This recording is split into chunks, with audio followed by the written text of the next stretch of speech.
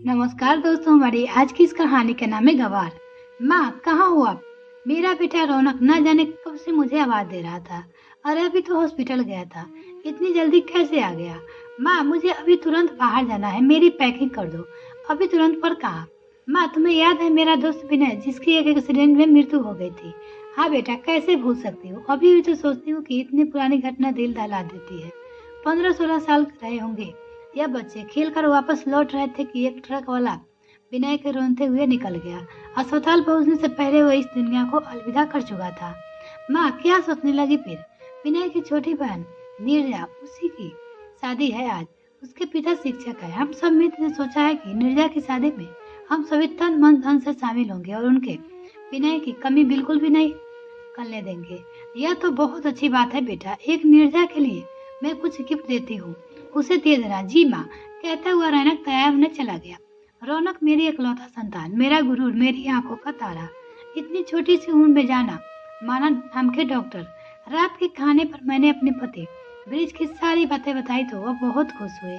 लता, हमारा रौनक कितना निर्मय हृदय है, भगवान उसे सारी खुशियाँ दे। अगले दिन जब मेरी आँख खुली तो सोचा रौनक को फोन करके पूछ लो शादी कैसे हुई। निर्जा को मेरे दिए गिफ्ट पसंद आया नहीं, पर आपने रोक दिया दिया अगर खुद बताएंगे। अभी तो बिजी होगा, पता नहीं अभी विदाई हुई भी हो या नहीं। रात 8 बज गए, ब्रिज भी घर आ गए तो घंटी बजी तो रौनक ही होगा। मैंने जल्दीबाजी से दरवाजा खोला, रौनक ही था। पर अकेला नहीं, एक लड़की भी थी उसके साथ, बिल्कुल दुल्हन के लिबास में। रौनक, कौन है ये? माँ यह नीरजा है। नीरजा पर तेरे साथ क्यों? इसे इसी शहर में इसकी शादी हुई है क्या? पर इसे भी तो अपने पति के साथ होना चाहिए था ना। तो मेरे असर की कोई सीमा न थी, न मेरे प्रश्नों की। ये अपने पति के साथ ही है। पीछे से ब्रिज की आवाज आई, पति के साथ? नहीं मानी इसे अपनी बहू? अरे बहू क्या, मैं इसे इस शादी को ही नहीं मानती। आपको पता है यह बात? इतनी बड़ी बात आप दोनों बाप बेटे ने मुझसे छुपाई। मैं अपने आप को बुरा तरह छल्ला हुआ महसूस कर रही थी। माँ हालात ही ऐसे बन गए थे कि मैं क्या करता। मैंने अपनी कुछ नहीं छुपाया, बस उसी समय से ठीक लगा वही किया। माँ पैसे के लालची थे वो लोग। दहेज की तय रस्में बहुत ज्यादा मांग रहे थे। चाचा जी को दिल का दौरा पड़ गया, बारात वापस लौट गई। कैसे नीरजा को अकेला छोड़ देता? क्या जवाब देता विनय को? बिलख कर रौनक आज। पर अब मैंने नीरजा को ध्यान से, साधारण से कपड़े, साधारण से शक्ल सूरत, यह गवार कहीं की है, मेरी बहू बनने के लायक नहीं है। और एक एक डॉक्टर लड़किया की लाइन लगी है तेरे लिए। तुझे यही गवार मिली थी। गवार ना, नीरजा ने बीएड किया है, अपने पिता की तरह वो भी एक शिक्षिका है। और आप उसे अच्छी तरह समझेंगे, जानोगे तो आप भी उसे बेहद पसंद करने लगोगे। कभी नहीं होगा ऐसा, कहकर मैं अंदर आ गई। ब्रिज बहुत देर तक मुझे समझाने की कोशिश करते रहे, पर मैंने सोचने समझाने की शक्ति खो चुकी थी। अगले दिन सुबह कमरे का दरवाजा खटखटाने से मेरी नींद खुली। दरवाजा खोला तो सामने नीरजा खड़ी थी, माथे पर आंचल और चेहरे पर प्यारी सी मुस्कान लिए। उसके हाथ में चाय का ट्रे थी। ट्रे टेबल पर रखकर उसके सामने मेरे पैर छुए तो मैंने कल की सारी घटना मुझे एक झटके में याद आ गई। दूर हटो मेरे नजरों से। क्या सोचा इन बाप बेटों ने बस में कर लिया कि तुझे मान लिया लेगा। तुम इस घर की बहू बनने के लायक ही नहीं हो। एक से पढ़ी लिखी ऊंची घराने की लड़कियां और रिश्ते आए थे मेरे बच्चे के लिए। तुम जैसी गवार को तो मैं इस घर की टिकने नहीं दूंगी। माँ यह क्या कर रही हो आप? मेरी तेज आवाज से रौनक भी वहां आ गया था। लता संभालो अपने आप को, मैं तुम्हारी तकलीफ समझता हूँ, पर नीरजा को एक मौका तो दो। जब हमारा रौनक नीरजा को पसंद करता है तो हमें क्या दिक्कत है? मुझे है दिक्कत, कहकर मैं वहां से हट गई। दिन बीतते गए, रौनक की शादी के बाद हर जगह फैल गई। लोग मिलने आते, रौनक की शादी की बधाइयाँ कम देते, मुझसे सहानुभूति ज्यादा दिखाते। एक सन्नाटा सा पसरा रहा घर में। इन सब में दो जोड़ी आंखों की हमेशा और मेरी देखती रही, जिससे मैं नजर से मिलाना नहीं चाहती थी। 10-15 दिन बीते ही थे कि ब्रिज ने कहा कि काम के सिलसिले में 2 दिन के लिए मथुरा जा रहा है। अगर आपको चलना है चाहो तो चल सकती है। अंधा क्या चाहे, 2 आंखें में घुटन से बाहर निकलना चाहती थी। वही मेरी दीदी अपने बेटे बहू के साथ रहती थी। मथुरा पहुंचकर ब्रिज होटल पर रुक गया और मैं अपना सामान लेकर दीदी के घर आ गई। दरवाजे की घंटी बजाई तो एक मध्य आयु वर्ग की महिला ने दरवाजा खोला। मैं लता उसके प्रवचन निगाहों से देखते मैंने कहा, जी मैम, साहिबा तो नहीं है? तब ध्यान आया कि अरे हाँ, दीदी की बहू तो नौकरी पेशे है, इतनी पढ़ी लिखी जो है। अचानक ही मन नीरजा को याद कर छूंद हो गया। अच्छा छोड़ो, मैंने मन को समझाया, दीदी ही होगी। कौन माँ जी? हाँ बोला, लता आई है जी। अच्छा आप अंदर आ जाइए। मैं उसके पीछे पीछे अंदर गई।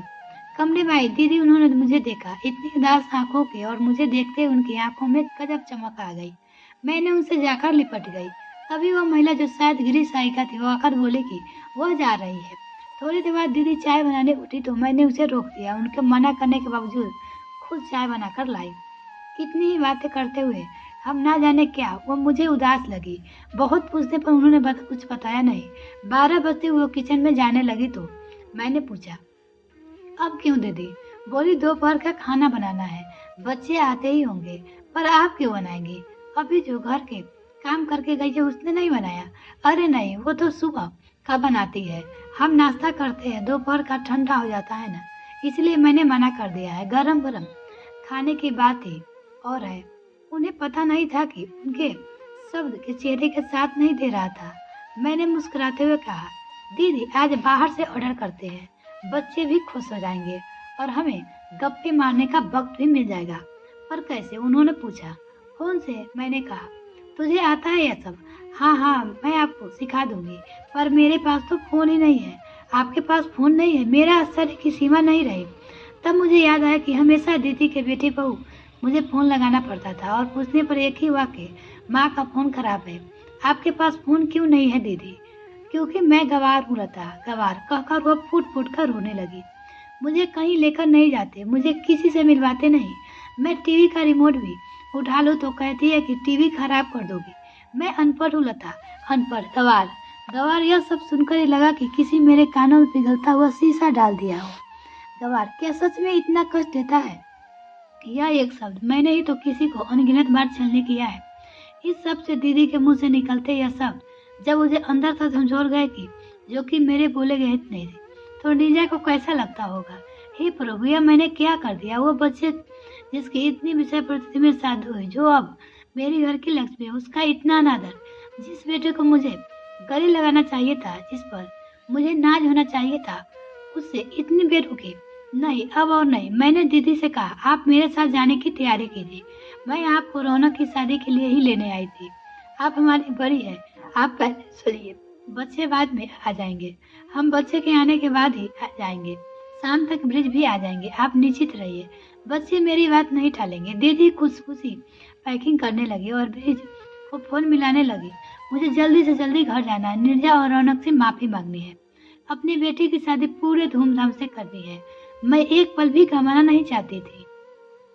मिलते हैं फिर नेक्स्ट वीडियो फ्रेंड, तब तक के लिए bye. Thanks for watching this video. तो अगर मेरे चैनल को अभी तक सब्सक्राइब नहीं किया तो प्लीज मेरे चैनल को जल्दी से सब्सक्राइब कीजिए।